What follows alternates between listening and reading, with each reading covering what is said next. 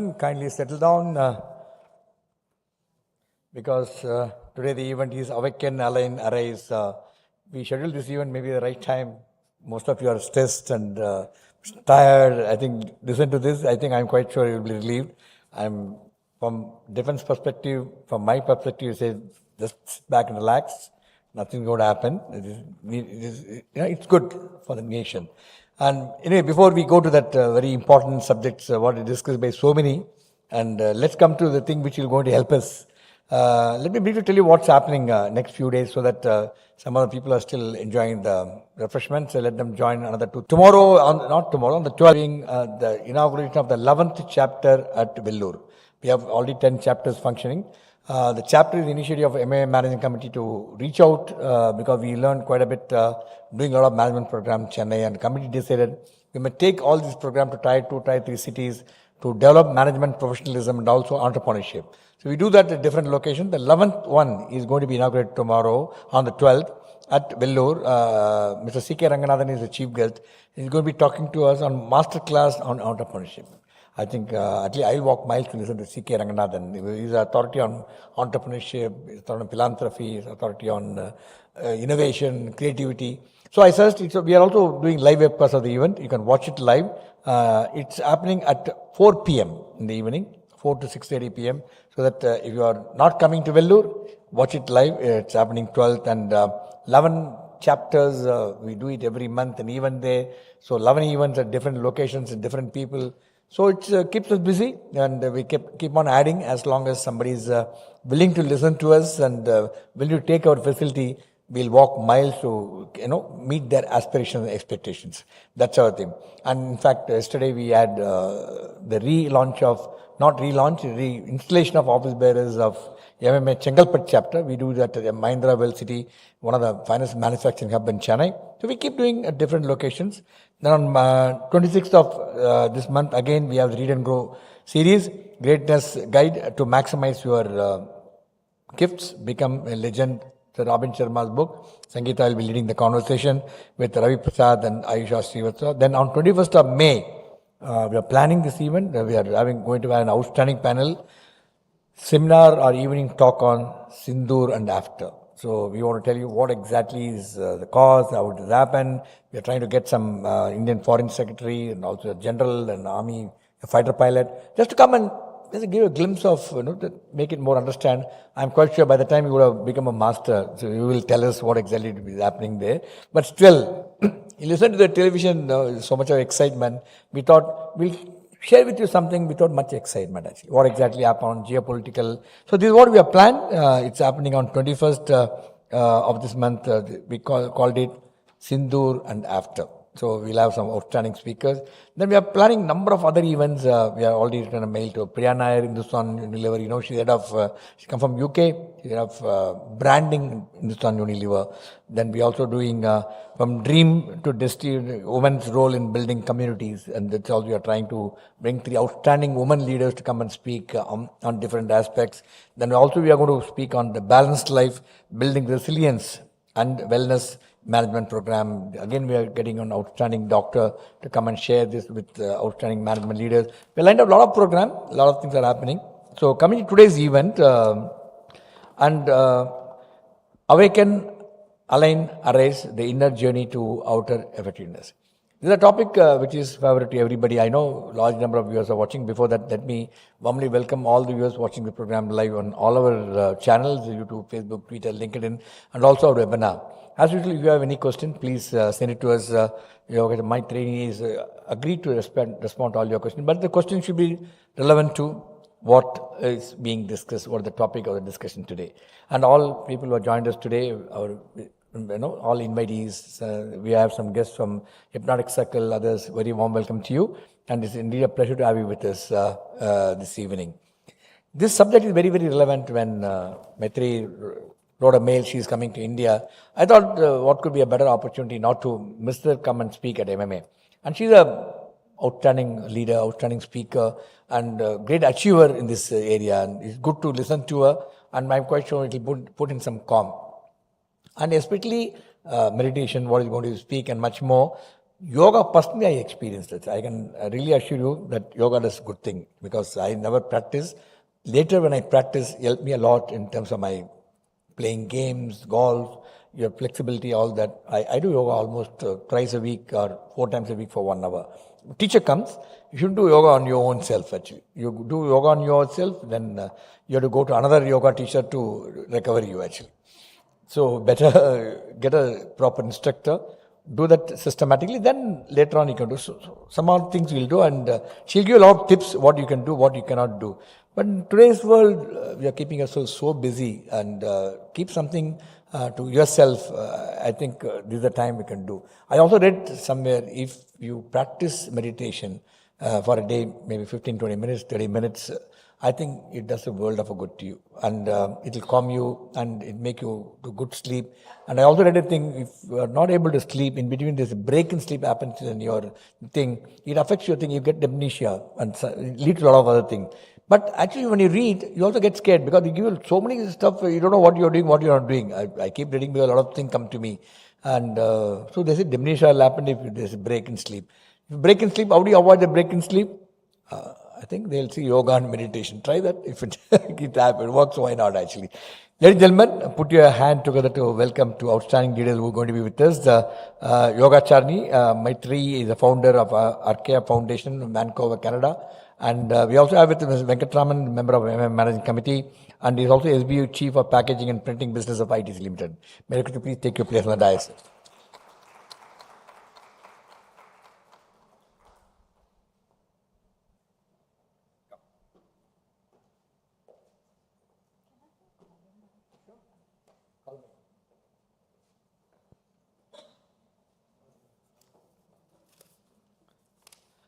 Before I call upon, I think, let me have the privilege of introducing our distinguished speaker and the chairman for the evening. Can I have the AV, please?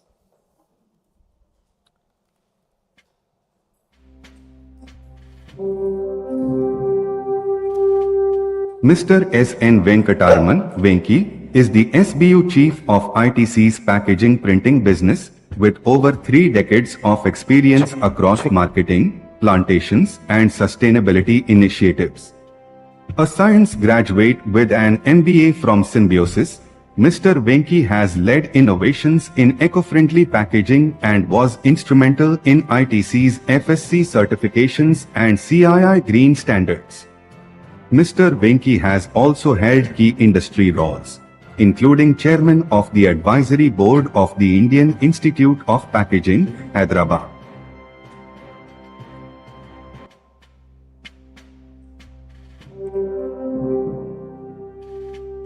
Ms. Yogacharini Maitreyi, founder of Arkaya Foundation in Vancouver, is a practical mystic with over 25 years of experience in holistic self-development. She has taught globally, guiding individuals and organizations toward inner alignment and well-being.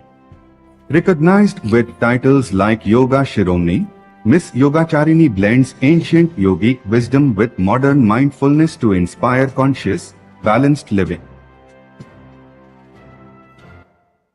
Ladies and gentlemen, that's the profile of the speaker for this evening, and you should know whom you are listening to. It will add a lot of value.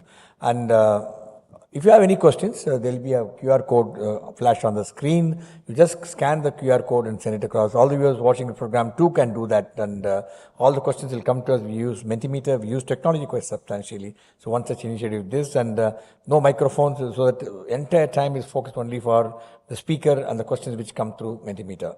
Now I request Mr. Venki to please come and deliver the opening remark for Chairman. Over to you, sir.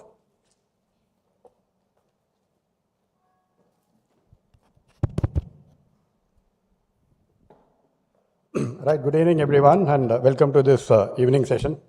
Thank you, Guru Captain, for this invitation. As it so happened, when I came in, that was the time Yogacharini Maitreyi also walked in. And it was a kind of coincidence as we sat down. And then I found that there were other invitees who had come in, and they knew her from 20 years ago. So I was wondering as to why you chose me. I think I need an introduction and not her. That's all I can say at the moment. Right, but thank you for coming here for this evening session. So, the theme is Awaken, Align, Arise. It seems a lot like Swami Vivekananda's call, arise, awaken, then, progress. All of us who are here today, I think whether we're in business or anywhere else, we live in a very fast-paced world, right? And our mind is always turned outwards. So if you are in business, you're always chasing targets. You are traveling quite a lot. You're missing your family life. Post-COVID, there has been a kind of alignment, but there is still a lot of stress and pressure that we go through. And how do we cope with it? I think that's the real issue before many of us. So if your mind is turned outward and you have to cope with something, how do you actually manage that? So typical, if I might say, Western thought or something means that, you go for a lot of courses in something. So, you pop a pill, for example. You go to a doctor, prescribe something, and that actually creates more stress for you because there are so many further tests that you got to do. And then it's a never-ending cycle which keeps on happening. The second thing which is true today is that, thanks to this device and the phone and the TV, for example, you are always on. There is not a single moment that you are actually shut down. As you sleep, you see the last message on your phone or send a message to somebody. And if you wake up, again, you're scrolling something. So your mind is always beset with something external.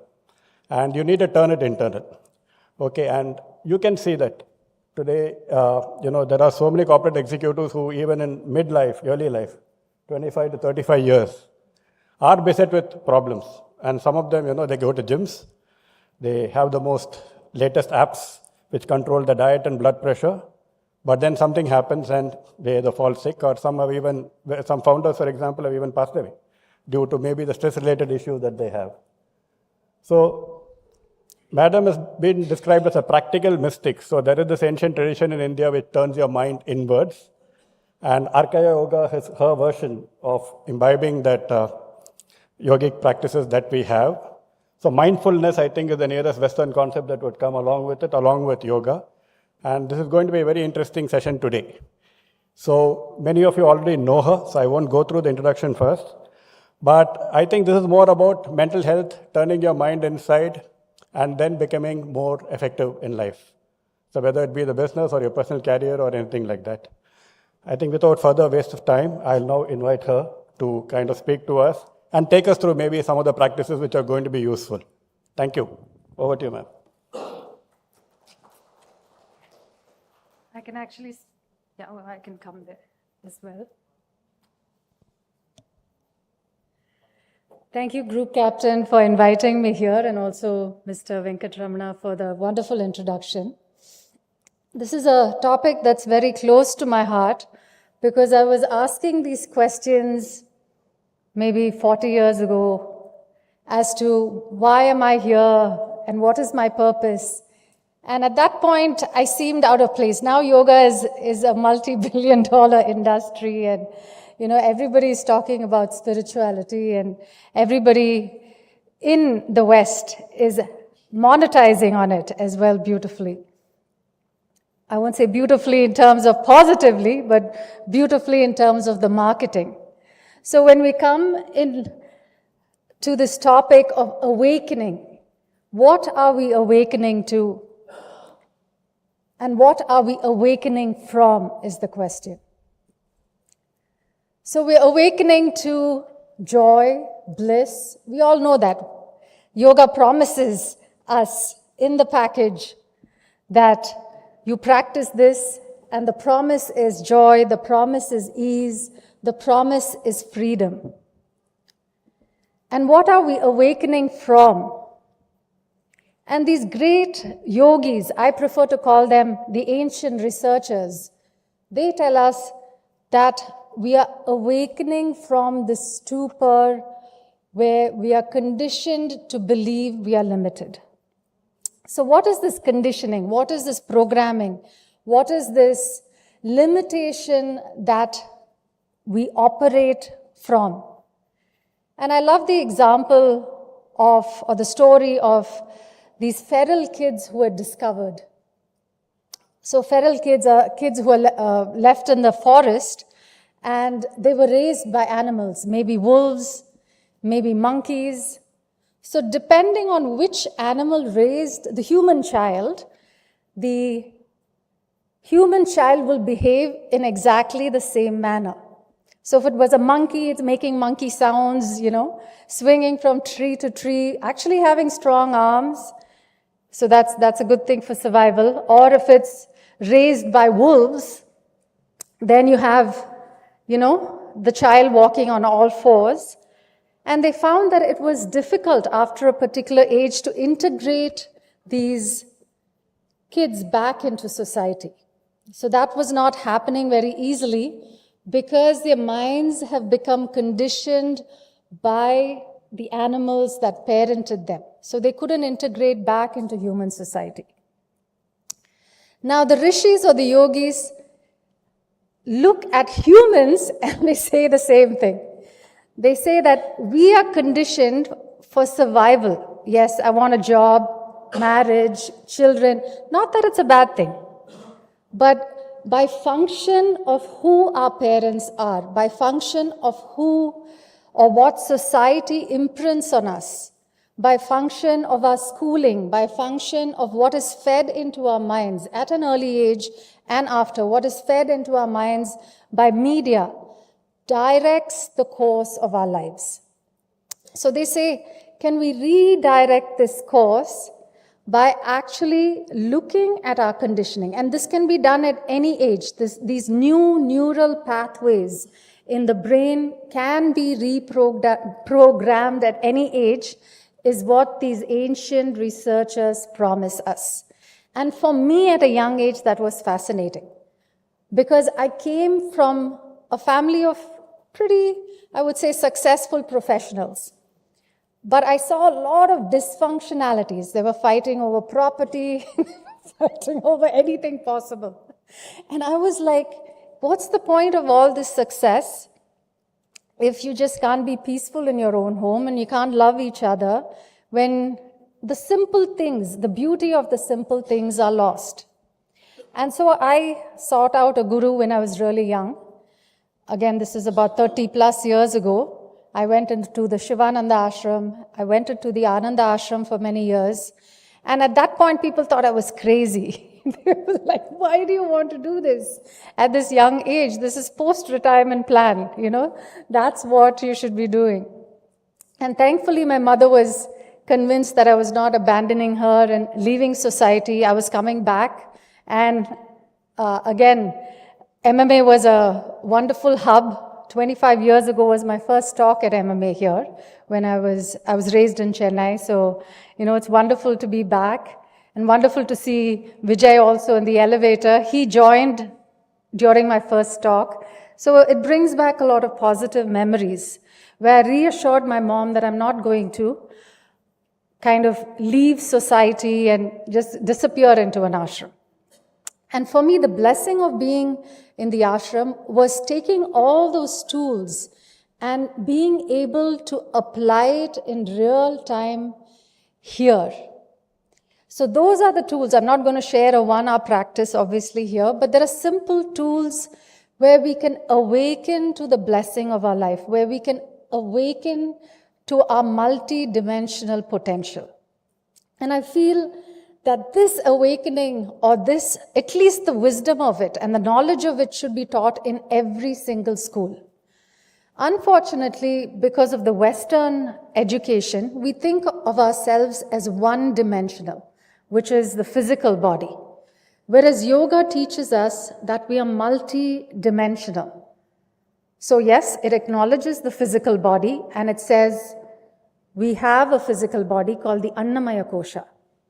So this Annamaya Kosha, Anu is cell.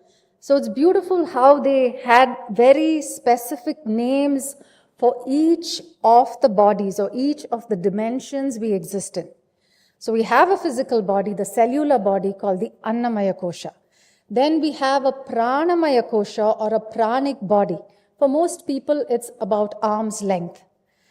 But the more practices we do, the more sensitized we become, the more aligned we become, aligned with the universality. Our personality melts into the universality.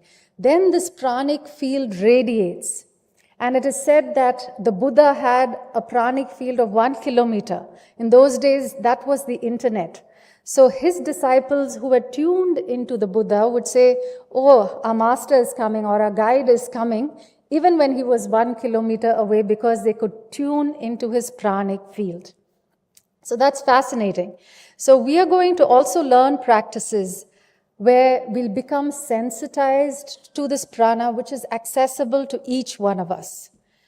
So again, I was saying that this awakening is to our multi-dimensional nature. The first dimension being the physical dimension, the Annamaya Kosha. The second dimension being our pranic dimension, the Pranamaya Kosha. Kosha means field, it means a sheath, it means a dimension. And then we also have a Manomaya Kosha, or a mind field, which extends all around us. And you may say, oh, what the brain is what we think with. Yes, the brain is like a transistor, but we have waves, all these thought waves floating around us like radio stations. So if our radio station, let's say, has, always some rap music, which is angry. Not all rap, most rap is pretty angry, so there's a lot of angry thoughts in that Manomaya Kosha. And when there are angry thoughts, that is going to impact the Pranamaya Kosha. And that is going to impact the Annamaya Kosha. And that is what doctors nowadays talk about psychosomatic illnesses. The mind impacts the body. The psyche impacts the soma or the physical body. So we start seeing the relationship, this interconnectedness, not only of our own koshas, our own bodies, our own dimensions, but of all of life. And we don't lead a life that's disconnected anymore. So that's the beauty of yoga. It was for me many, many years ago, and it still remains beautiful. Then we have 2 impersonal koshas. So these are more personal. I have a physical body, which defines me as a woman because physically I have those attributes. Then we have the Pranamaya Kosha, which is also personal. We have the Manomaya Kosha. Then we have these impersonal fields, the next one being the Vijnanamaya Kosha, which is the great wisdom field.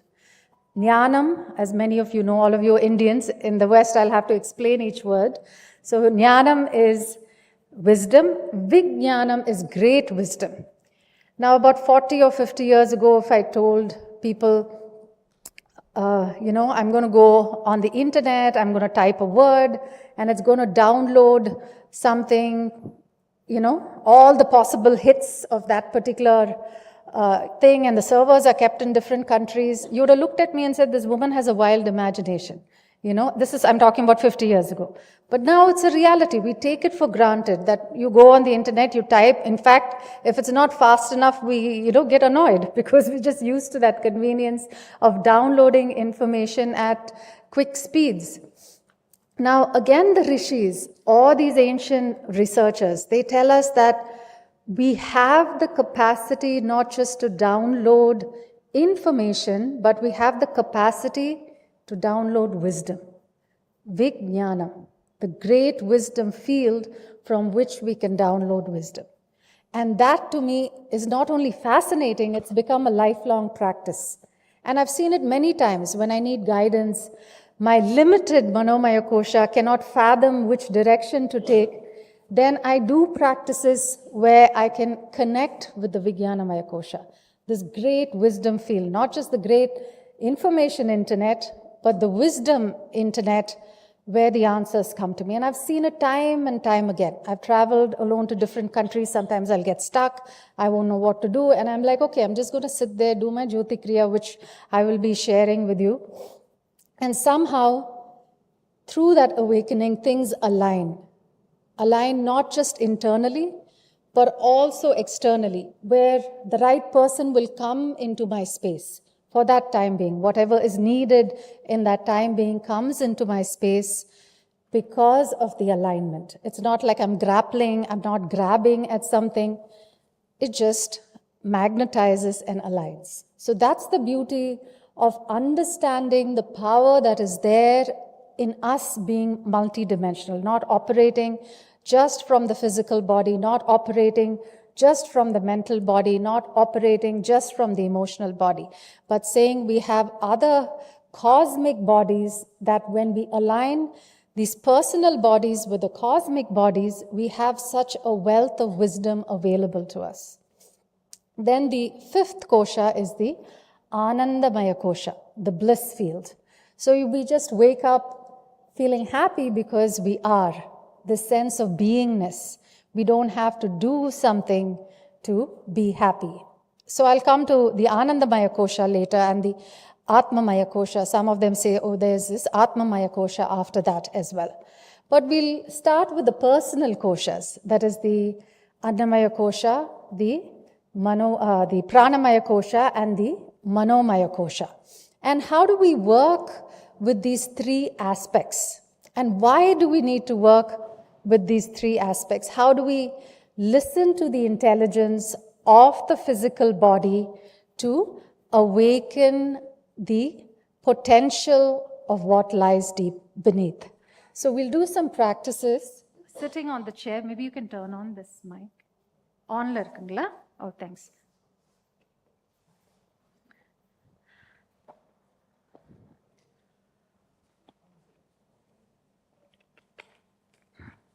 So I'm going to request everybody to sit comfortably.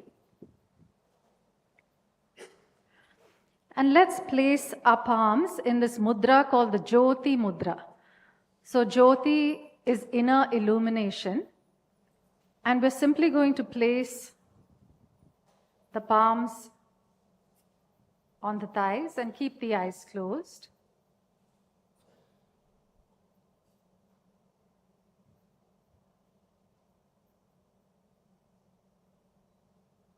And just be present to the sensations between the palms and fingers.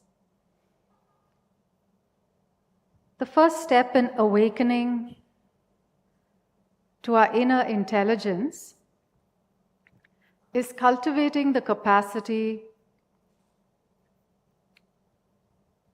for self-awareness.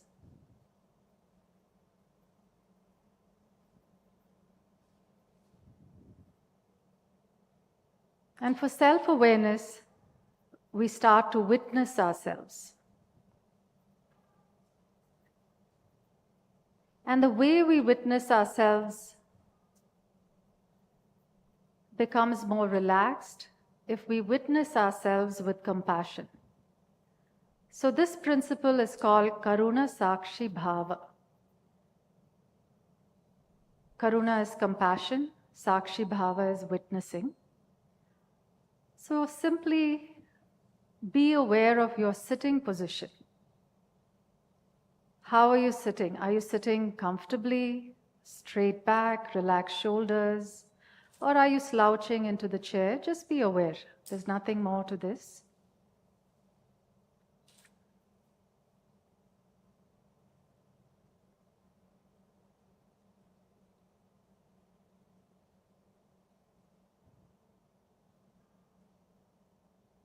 Now see if you can just sit a bit taller, body more relaxed.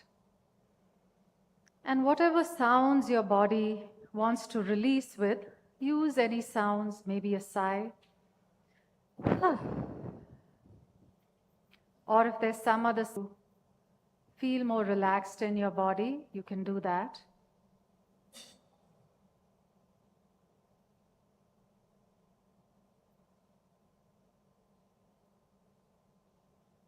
Now let's gently bring our awareness to the toes, being aware of how our toes are feeling.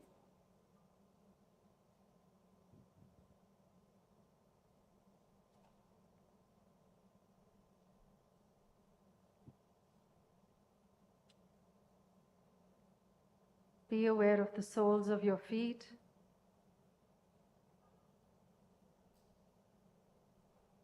The feet, the ankles.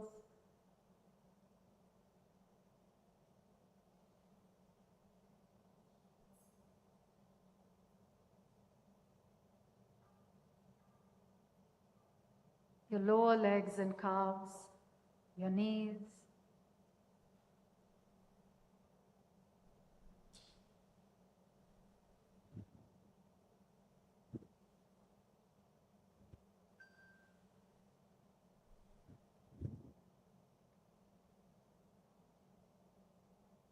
your thighs, how your thighs are resting on the chair. Just soften into this space. There's nowhere to go, nothing to do. Just be with the body. Bring your awareness to your bottom and how the bottom is resting on the chair.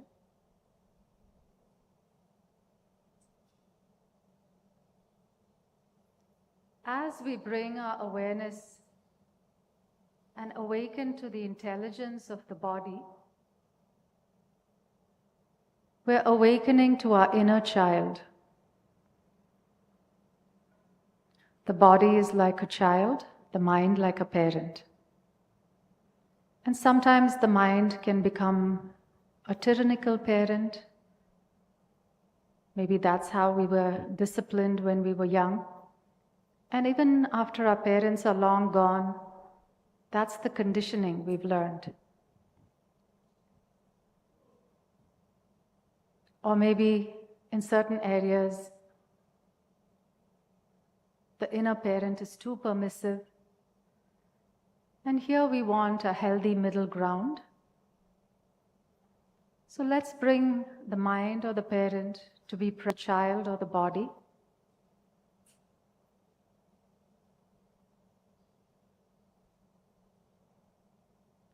Bring your awareness to the abdomen, the chest.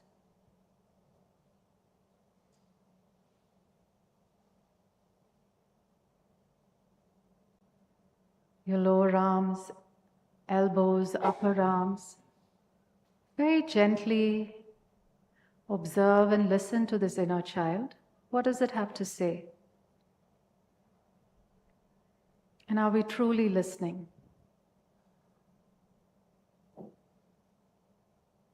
Now bring your awareness to the neck, shoulders, shoulder blades.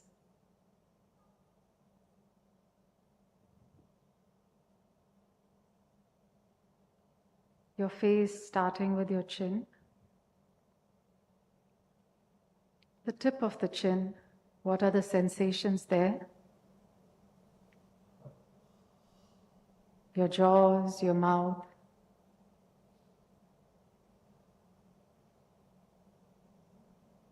The tip of your nose, what are the sensations in the tip of your nose?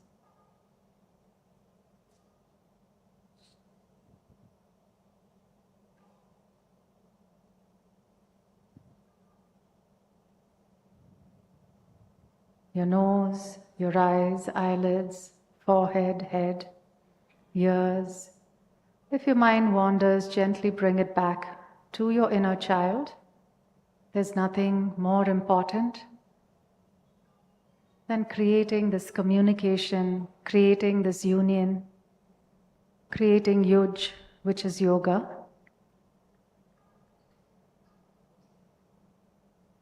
Now just be present to your entire body and how it's feeling. Again, we are applying Karuna Sakshi Bhava.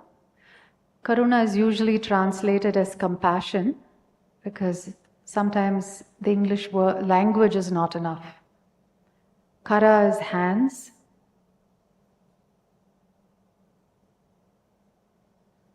So it's actionable compassion, Karuna. So you can't just feel compassion towards somebody and say, this is Karuna.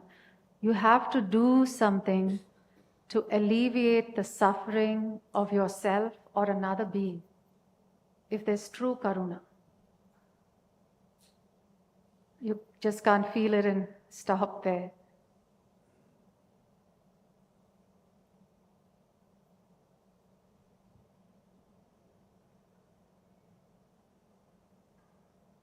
Now gently rub your palms. Place them on the eyes.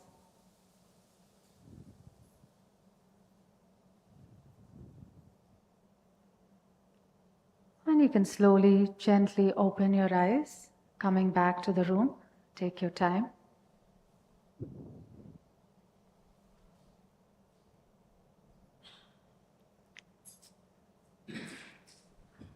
So now I'm going to ask you what your inner child, as you listened, what it had to say to you. Any thoughts? So some of you dozed off, that's fine too. Feeling relaxed, that's great as well. Which means your inner child is tired, saying, you worked me all day or you worked me all week. Give me more rest. So that's good information as well, if you're feeling a bit sleepy or tired. Yes, please. Wandering. That can happen as well when you're high on adrenaline, and most of us are living in the city. So as you know, adrenaline is the stress hormone. So it's the fight, flight, freeze, fawn hormone, which is released when we're constantly in survival mode. So when adrenaline is high or cortisol is high in the system, then we won't be able to focus, because closing the eyes is a threat to survival, especially in the jungle. If we closed our eyes, we could become prey to another animal, or we lose prey, we miss out on a good catch. So closing the eyes is not very conducive in the jungle environment, and therefore there is a certain restlessness that comes along with adrenaline being high in the system. So thank you for sharing. It's normal for most people. So anything else your body mentioned? Anybody sensed pain in the body? Nobody? All pain-free. Oh, at the back, somebody put their hands up. Is everybody pain-free here, or I'm just curious? Where did you feel it?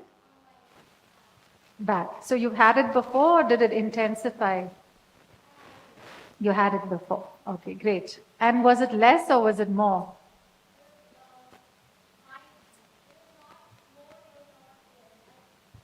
I could feel it, but it was not that much. Great. Yeah, so you felt the pain that was there. Anyone else felt some pains?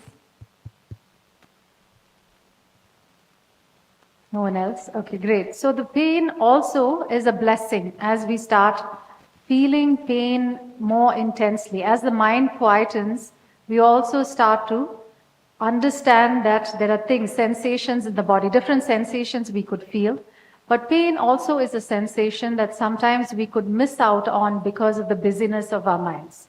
Again, I'll put forth another question. Do you think pain is good or bad? Fantastic, fantastic. Why is it good? Okay, the pain releases. Okay, great. Fantastic. It indicates something is not okay. So pain is an indicator to tell us that, hey, you need to change. Imagine you're cooking, doing something with your right hand, left hand singes or it's caught fire. Because of pain, we very quickly move our hands. Otherwise, after 20 minutes, we'll turn back and see half an arm missing. The pain is actually preventing us from harming or hurting ourselves further. And there was a rare disease, I don't remember, but the Hindu carried that article of a kid who had goggles and his hand was bandaged because he had a rare disease where he couldn't feel pain. He was gouging his own eyes out. He was biting his finger till it bled. So pain is actually a beautiful messenger to tell us that something is not okay. And usually when there is pain, we call out to Shiva. Shiva is consciousness. Shiva is change for the better. And with pain, that is what we are awakening to, or we are trying to understand what is it that we need to change in our lives consciously. And Shiva is the symbol of consciousness, the symbol of positive change. So as we become present to our bodies, we start to notice all these things, all these little pain points. We start to notice how our body is feeling. Is the cortisol high? Is the cortisol low? Are we able to focus? Then we start to notice, is my body tired or not tired? And there's a beautiful harmony that happens between the mind and the body. And when there's no harmony between the mind and the body, then we can become like slave drivers. We push the body so much, and before we know it, we have all these repressed emotions. And then Depending on your personality, you could either misplace that emotion on somebody else.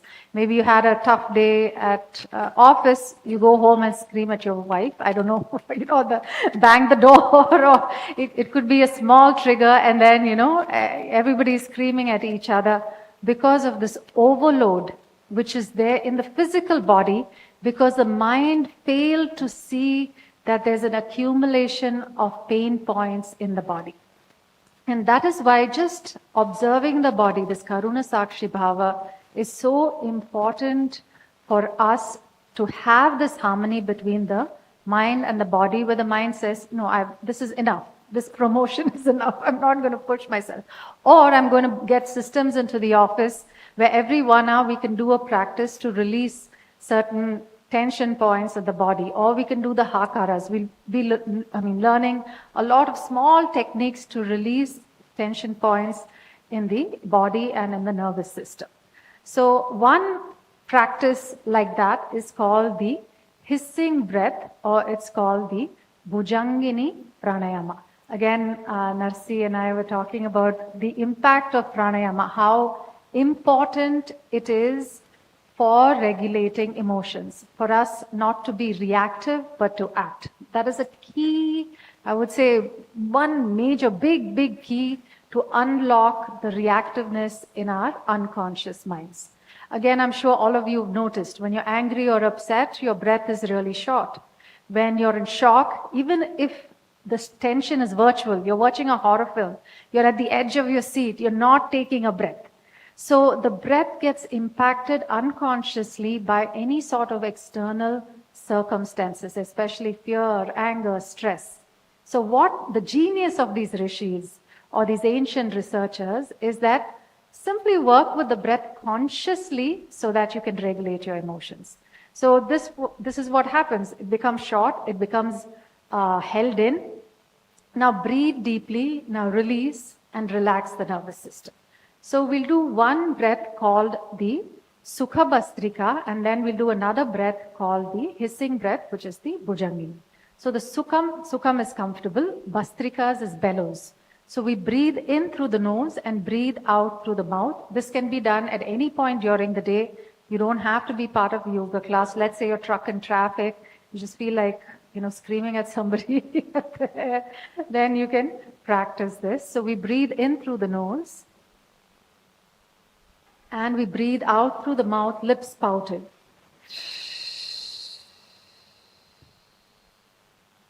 Breathing in through the nose and breathing out through the mouth.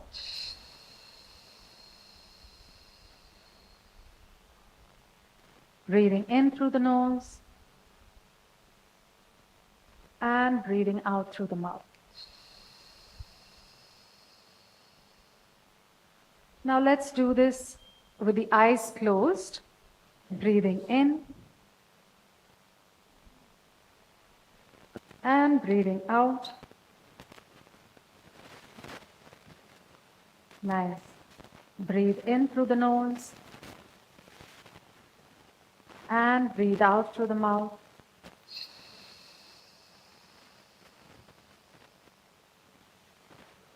Breathe in. This time lengthen the breath. See if you can lengthen it, deepen it just a little bit, and whoosh out.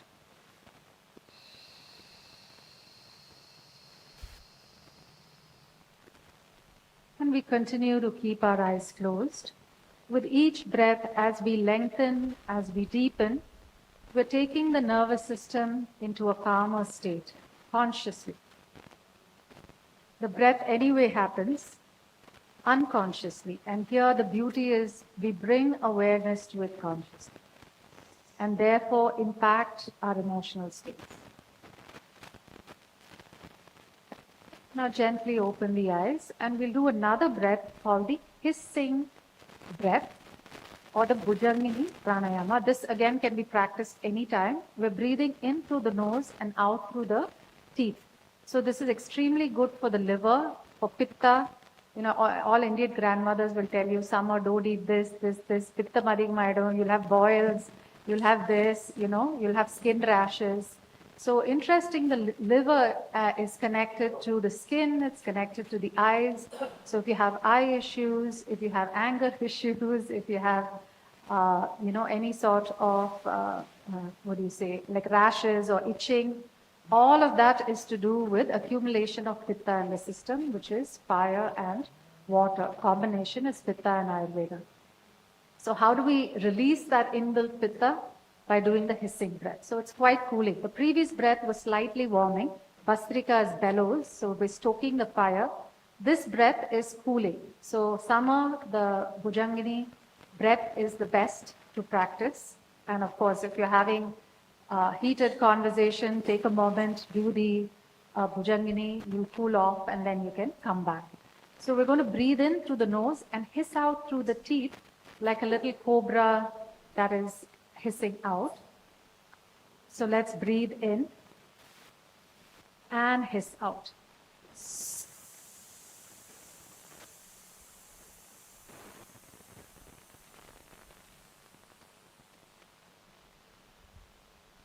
Breathe in and hiss out through the teeth.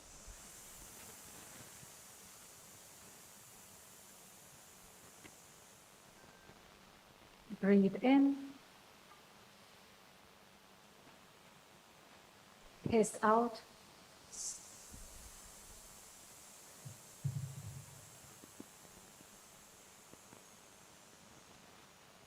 Wonderful. We'll do 3 more rounds in a bit, but I'm reminded of a story of this cobra, very spiritual cobra that used to listen to lectures in a little village. So in those days, the guru will go from village to village, giving lectures and giving satsangs.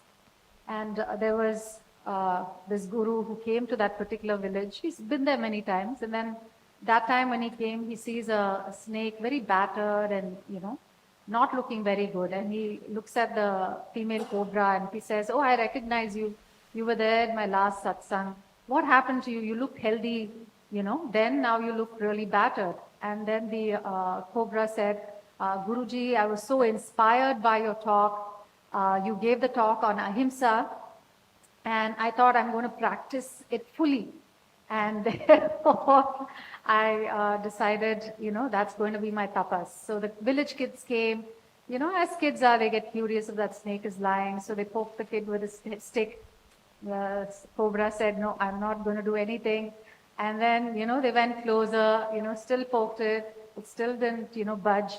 Then they picked it up in their hands, started twirling around, throwing it, hitting it on the tree. And this poor, cobra got battered. And so the Guruji looked at the cobra and said, "Yeah, I told you not to bite, but I did not tell you not to hiss." So sometimes we need to hiss to set our boundaries. We need to hiss to communicate. We need to hiss. We don't have to be aggressive, but we need to assert certain things that are hurting us and communicate to the other person that this is not okay. So the lesson of the female cobra, the Bhujangini, also comes to us through this breath. The awareness and the wisdom of this cobra also comes to us through this breath. So let's do it just 3 more times. And this time with the eyes closed, breathing in. And holding the spirit of this female cobra, hissing out.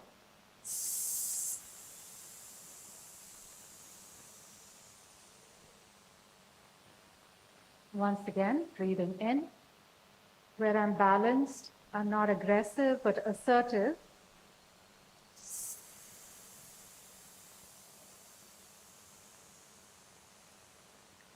It's a nice cooling breath, good for summer. Breathe in and hiss out. Through the teeth, so breathing in through the nose, breathing out through the teeth. And take a moment here and just be present to how your body is feeling. So as we awaken to the intelligence of the body, we'll just, if you want to continue, you can continue. It's a nice breath to keep practicing whenever you have time. So we're awakening to the intelligence of the body. We're awakening to the intelligence of the breath. We're awakening to the intelligence of prana or life force. And we learn one last practice to awaken to the intelligence of the life force, our life force. Maybe I'll invite Ross up here. He's from my organization, Arkaya Foundation in Canada. He's one of the directors and he's been studying with me for the last 10 years. Yeah, with a chair, please. And he can demonstrate the Jyoti Kriya. So this is the last practice we're going to learn. And like I said, all of these can be done about 2 to 3 minutes during the day. The camera line, yeah. So we're going to start with placing our palms in the Jyoti Mudra. Jyoti is inner illumination. Jyoti is also light. And a mudra is an energetic or a mystic seal. So it seals and moves energy in a particular pathway. So we'll keep our eyes closed just for a moment, tune into this Jyoti Mudra. Now gently open your fingers out about maybe an inch. Gently bring it back together. Touching very lightly. Gently opening it out. So we saw we're awakening to our multi-dimensional nature, the body, the breath, our emotions, our pranic energy. Gently bring it back.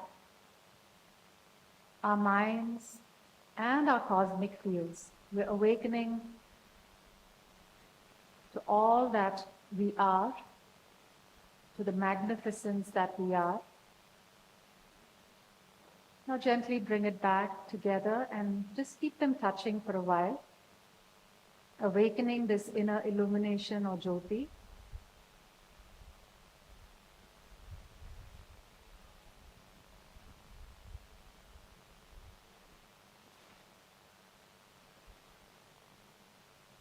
And as we awaken to this, we're able to see which areas are out of alignment and bring them back into alignment. We saw how the mind can sometimes be a slave driver. And so we bring the mind back to balance so the body can be in joy, be in harmony.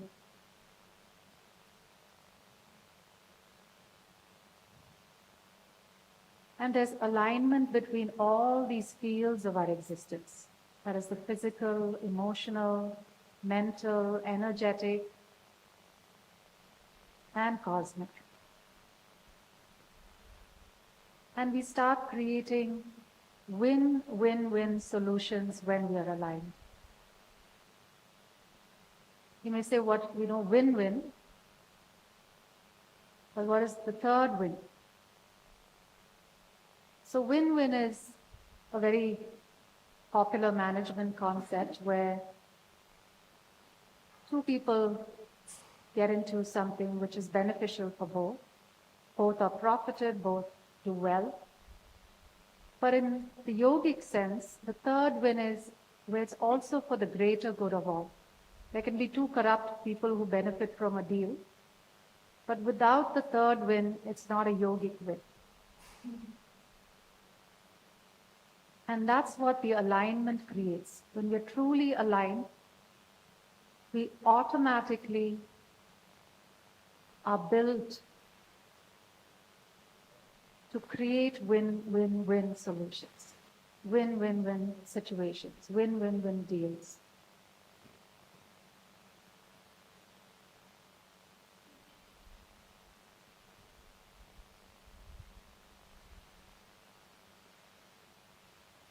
And that uplifts everyone. That is something that happens effortlessly for us to arise. Now gently open the eyes. And now let's do the Jyoti Kriya. I'll ask Ross to demonstrate. So breathing in, we create arms like angel wings going all the way up. And it goes all the way up and behind. So we're not only having this thing Imagine you're holding a ball of light behind you. See if you can take your arm behind as well. And breathing out, bring it gently down. Beautiful. And let your forearms rest on your thighs. So we'll do this again. Breathe in, and then we'll close the eyes and do this. Going all the way up, and your palms are facing each other like you're holding a ball of light, and breathing out, gently release. We'll use the Sukha Bhastrika, breathing in through the nose. Beautiful, everybody's getting it. All the way up and behind, and breathing out. Beautiful. And then let's keep the eyes closed for a moment.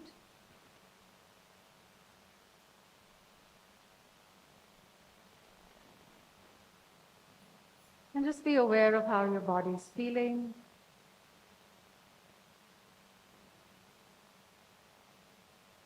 What are the sensations? Now gently move your fingers a little apart. Gently bring them together. Gently move it apart, just an inch or two. And gently bring it together. One last time. Gently bring it apart. And now just see if you sense any sensation between your palms and fingers.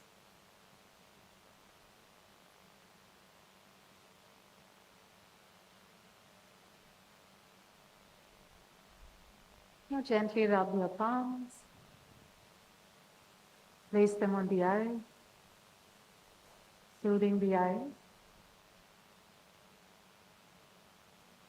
And gently relax the palms back to your center there. So as you were moving your palms and fingers, did you feel anything between your palms and fingers? If you didn't feel anything, that's fine too. It's like an electricity, that's wonderful. Any other thoughts? Tingling sensation, so that's how we feel prana. Like electricity, like a tingling sensation, like magnetism. So you said electricity, tingling, magnetism. Sometimes you can feel it as heat, sometimes you can feel it as cooling. So it's wonderful that some of you were able to feel it. Like I said, this is just a appetizer where you know that, yes, I have the capacity to increase the prana in my system. And this prana is exactly like electricity. You can use it to cool a room. You can use it to heat a room. You can use it to heal. You can use it to create movement within the body if there's some stagnation. You can shift things. If there's excessive pitta, you can shift it. So all of this prana is beautiful as a healing tool in your system. And like I said, it takes time and, it takes practice for you to start feeling it. But some of you already have felt it a lot. I'm just having my eye on the time. So I think the last 10 minutes was, the questions are already there. Oh, there. Fantastic. What are the early signs that we are misaligned from our inner values or purpose? The emotions and the body are a great indicator. The body never lies. With the mind, we can go into flights of fantasy. We can say, I'm meditating, I'm this great yogi. But with the body, we can't lie. We can either touch our toes or we can't touch our toes. So let's say the body is falling apart, or the emotions, let's say you're feeling depressed, you're feeling repressed, you're feeling unhappy. That is a great sign. In Swami Geetananda's ashram, there's a sign that says he didn't take everybody as a student. It's not like a general open ashram. It's more like a Gurukulam. So you have to commit at least for 6 months where you go and you study, wake up at 4 o'clock, and there's a set schedule. So there's a sign saying, do not enter if you're not happy. that was the baseline, So like I said, yoga is for everybody. Even if, you're feeling terrible or miserable, it works. But that is an indicator. When you're not feeling at your optimum, when you're not feeling joyous, then it is a sure sign that either we're repressing emotions or we are staying in an unhealthy environment and not doing anything about it. The environment could be created by us or it could be created by others. And yoga is very actionable. I was mentioning how this karuna is very actionable compassion. It's not compassion where we just say, oh, I feel bad for this. We do things to shift things. That's where the practical mysticism comes. So that is one of the sure signs. Can you share a personal turning point in your own inner journey that shaped your outer success? That's a great question. So there are, I would say, a few turning points, but one major turning point was when I was younger. I studied advertising and filmmaking in university, and that's the world I was in. But I was also yoga teacher, certified yoga teacher by then. And my grandfather was my first guru. So though I was on this quest, I'm talking about 33 years ago, time flies, when I was in university. And, at that point, I was a high achiever in university and also while working, but my values were not aligned. And I was too young to understand that my values were not aligned.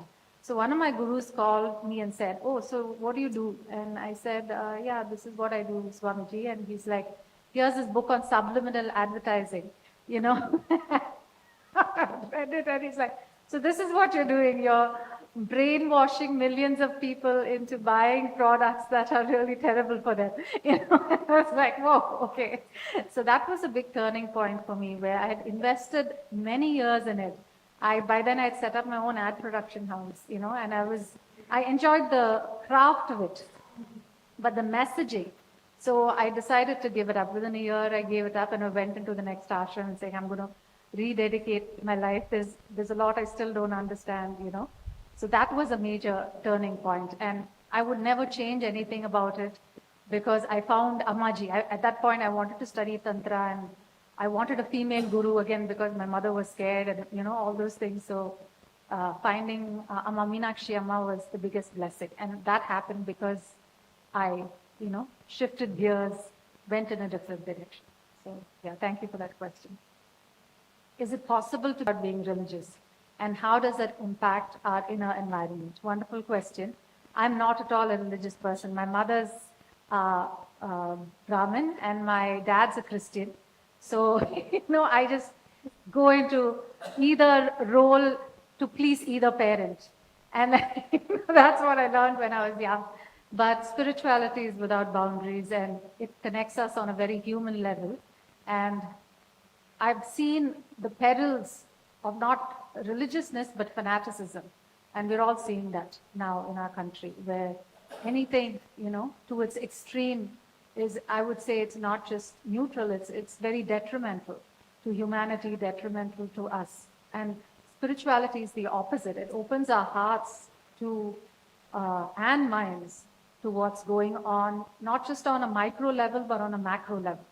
So I think each one of us should tap into our spirituality and not the religiousness. Yes, the religion is part of how these systems are in place. And my guru used to say that, yoga will make a Hindu a better Hindu, which means a more expansive Hindu, a Christian a better Christian, and a manager a better manager, and a thief a better thief, if not practiced with consciousness. So here is this weak person, and then you make him strong with the yoga practices, give him a focused mind.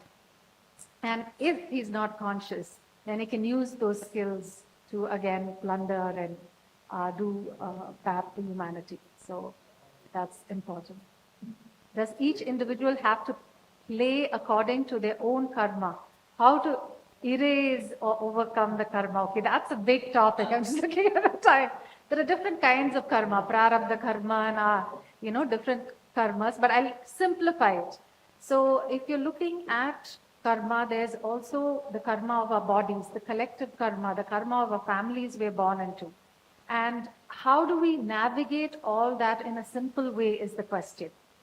So again, through Karuna Sakshi Bhava, we can say we're born with certain bodily karmas, which means we may have a genetic history of diabetes in the family.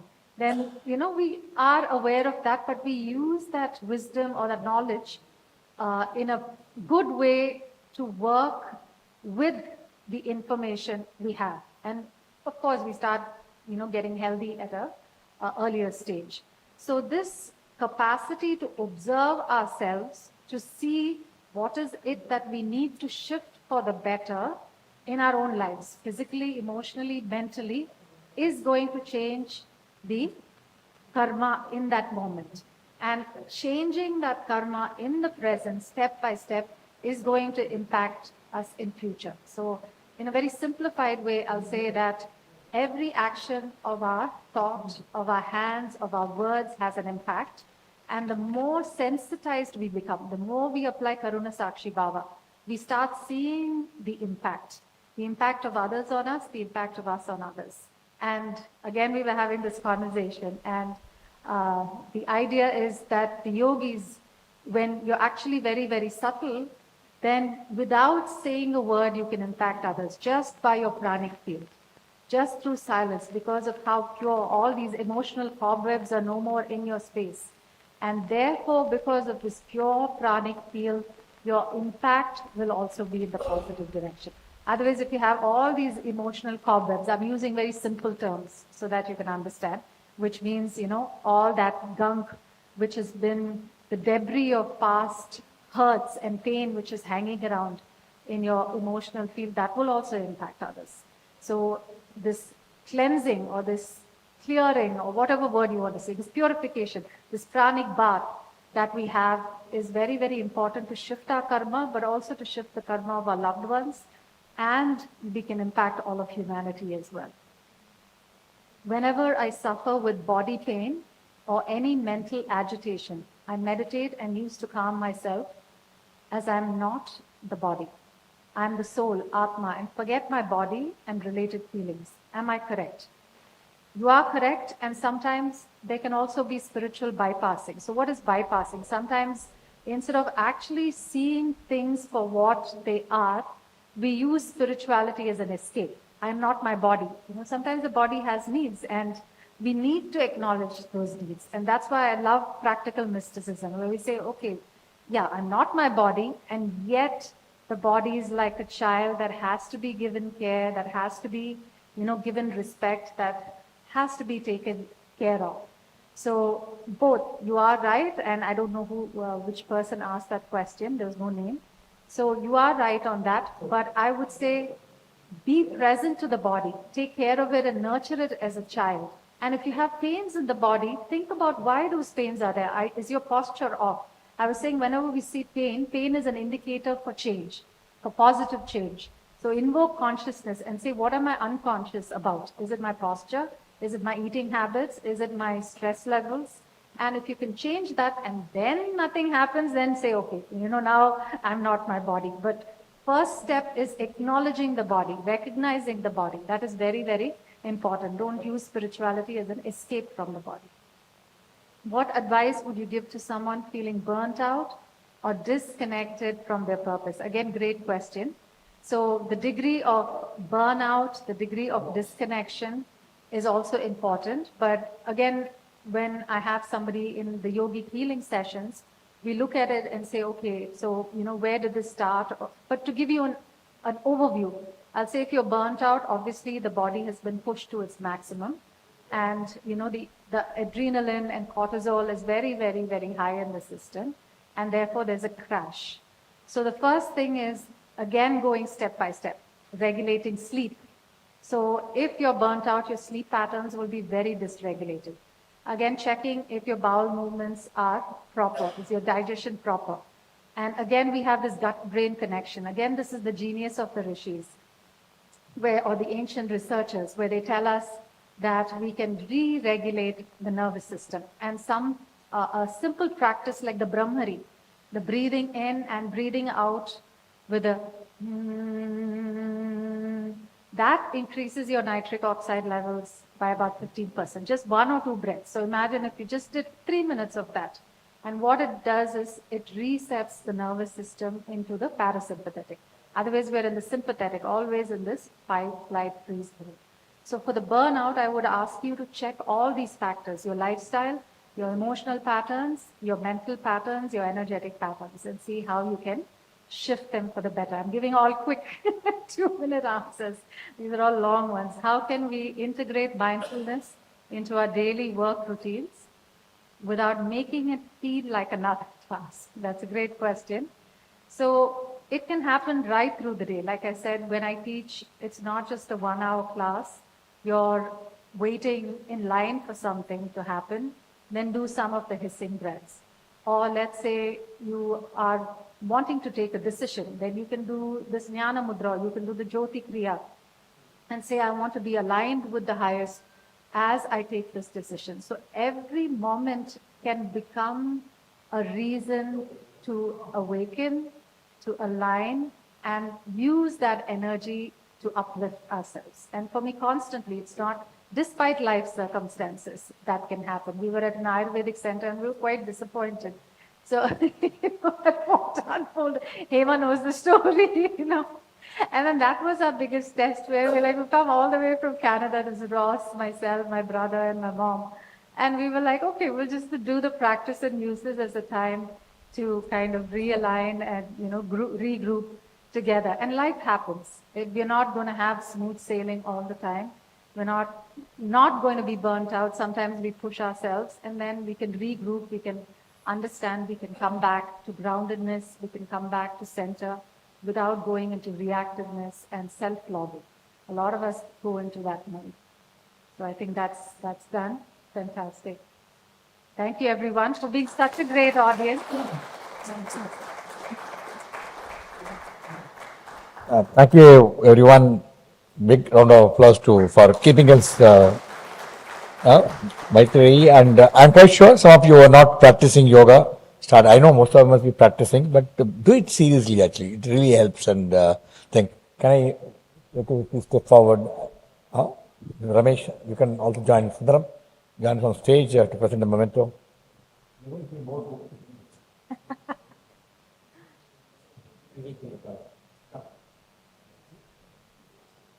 Thank you so much. Thank you. Book. Oh, yes. Definitely.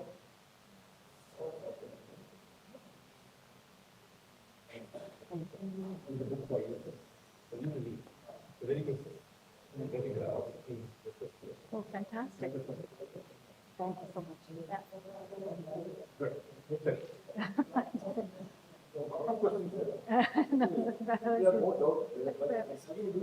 That's true. In fact, I can send them a reminder of these practices if they wanted. If you have somebody else.